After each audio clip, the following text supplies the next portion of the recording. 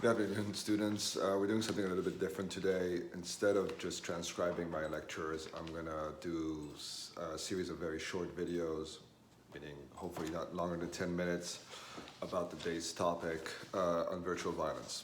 So I hope that by now you've read the Tilo Hartmann's article, you've answered the questions, and you've read the notes, my lecture notes on that article. So of course there are three conclusions from that article. The first one is that yes, aggressive behavior online can potentially be harmful to the user, that person perpetrating the violent or aggressive or displaying the aggressive action. Second, yes, it can harm others, especially if the other person is attached either emotionally or socially to their avatar or their virtual character.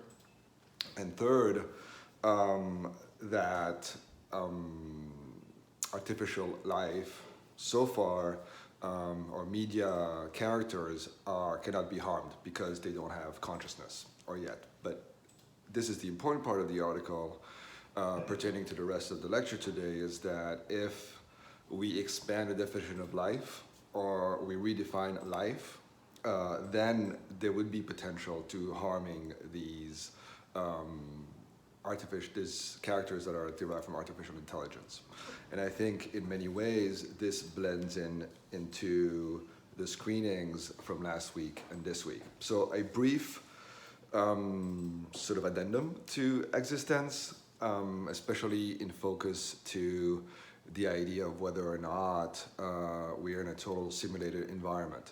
Well, the last intervention from the character when they're back in the church, are we still in the game, sort of leaves that open. Furthermore, it also points out, it also redirects to a dialogue, an earlier dialogue between Allegra and Ted Peichel, when they're still at the ski lodge and whole hell breaks loose, and she kills the one of the characters, and Peichel says, well, why did you kill him? And she answers, well, he's only a game character. And then he replies, well, what if we're not in the game anymore? You've killed someone real. And of course, at that point, the sort of barriers of eXistenZ start to fade away, and they're back into the church where it's revealed that they're playing that game, Transcendence. So, of course, it opens that possibility that if you're unable to distinguish between the game and real life, or between the real and the virtual, then any type of aggressive or harmful behavior is realistically, potentially harmful as well. So this leads into sort of the dystopian future of portrayed in Gamer. And if you haven't seen it, you don't need to see it, but perhaps you would be interested in watching the first 10 minutes, because that's really the crux of the concept developed throughout the film. So Gamer is part of these films produced in the mid-aughts to late aughts, that increasingly sort of warned us of a dystopian future where we're overly reliant on digital forms of communication. And it parodizes or satirizes two aspects of this sort of digital life. On the one hand, through that game society, is sort of these virtual environments such as Second Life or even The Sims. And you may not be aware or familiar with Second Life, but back then in the mid-noughts, it was kind of popular, a virtual platform, so much that a lot of companies had virtual platforms in Second Life. A lot of classes were conducted in Second Life. Some businesses were doing, working remotely through Second Life. So it was quite popular at that time. And I've uploaded a documentary on the English video webpage that details sort of what Second Life is about. So it'd be worth maybe taking a look at it, just to get an idea of it. And the other aspect is, of course, those violent video games, such as Call of Duty. And that's sort of satirized in Slayers.